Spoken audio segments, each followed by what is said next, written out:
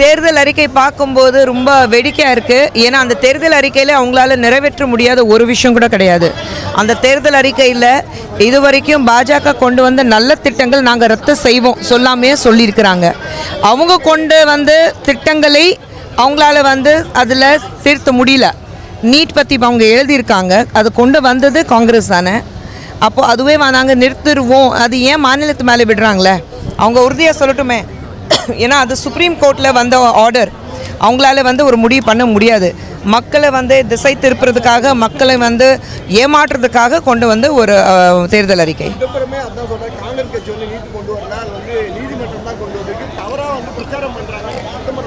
சிதம்பரம் அவங்களுடைய மனைவி தானே சுப்ரீம் கோர்ட் வாசலில் கத்தி பேசினாங்க, நீட் நீங்கள் எடுக்கவே முடியாது. இது சுப்ரீம் கோர்ட்டில் ஃபர்ஸ்ட் லோக்சபாவில் யார் வச்சது? காங்கிரஸ் தானே. யார் கையெழுத்து போட்டது? காங்கிரஸ் தானே. கோர்ட்டுக்கு கொண்டு போனது யார்? காங்கிரஸ் தானே. இப்போது அவங்க மனைவியே வாசல் கோர்ட் வாசலில் நின்றுட்டு நீட் நீங்கள் எடுக்கவே முடியாது சொல்லும்போது சிதம்பரம் அவர்கள் பாஜக பார்த்துட்டு குற்றச்சாட்டு சொல்கிறது தவறு இல்லை. முதல்ல அவங்க மனைவிக்கிட்டே கேட்டிருக்கணும், ஏன் நீங்கள் வாசலில் சுப்ரீம் கோர்ட் வாசல் ஏன் அப்படி ஒரு குரல் கொடுத்தீங்கன்னு அவங்க கேட்டிருக்கணும்.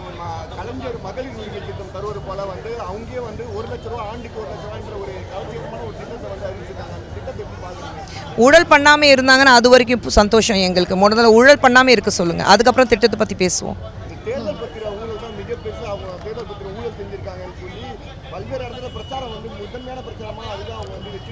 இல்லை, அது குற்றச்சாட்டு இல்லையே, உண்மைதானே.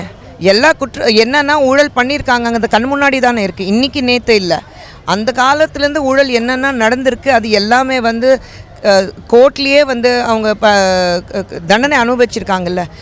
ஏஷியன் கேம்ஸில் ஆரம்பித்து அதுக்கப்புறம் டெல்லி டெவலப்மெண்ட் பண்ணுறோம் சொல்லி, அதுக்கப்புறம் 2G, அதுக்கப்புறம் ராஃபேல், எல்லாத்துலேயும் என்னென்ன ஊழல் நடந்திருக்கு அது எல்லாமே கண் முன்னாடி இருக்க. மக்கள் மறக்க முடியாதுல்ல, அது குற்றச்சாட்டு சொல்ல முடியாது. என்னங்க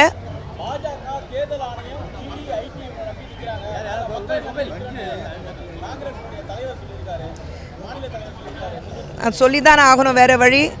ஏன்னா திமுக காங்கிரஸ் சொல்லும்போது நான் உனக்கு நண்பனாக இருக்கேன், நீ எனக்கு நண்பனாக இரு, நான் பண்ணுற துரோகத்தை நீ மறைக்கணும், நீ பண்ணுற தப்பு நான் மறைக்கிறேன், அப்படி தானே அவங்க இருக்கிறாங்க. பார்ட்னர்ஸ் இன் கிரைம் சொல்லுவாங்க. அதுதானே திமுக காங்கிரஸ் கூட்டணி இத்தனை வருடமாக பார்த்துருக்கோம். இப்போது நேர்மையான ஒரு ஆட்சி இருக்கும்போது அந்த பயத்தில் உட்காந்துட்ருக்காங்க. ஏன் நாங்கள் எதுவுமே பண்ணலையே? அப்போ இதுக்கு முன்னாடி காங்கிரஸ் ஆட்சியில் இருக்கும்போது கலைஞர் மேலே கை வச்சாங்க, அவர் அரெஸ்ட் பண்ணாங்க. அதே மாதிரி கனிமொழி அரெஸ்ட் பண்ணாங்க, ஜெயிலுக்கு போனாங்க. ஆராசா அரெஸ்ட் பண்ணாங்க, ஜெயிலுக்கு போனாங்க. அப்புறம் யார் ஆட்சியில் இருந்தாங்க? பாஜகவாக இருந்தது இல்லைல்ல.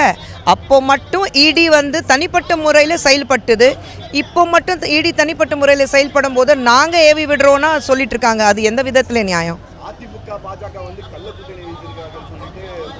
அதிமுக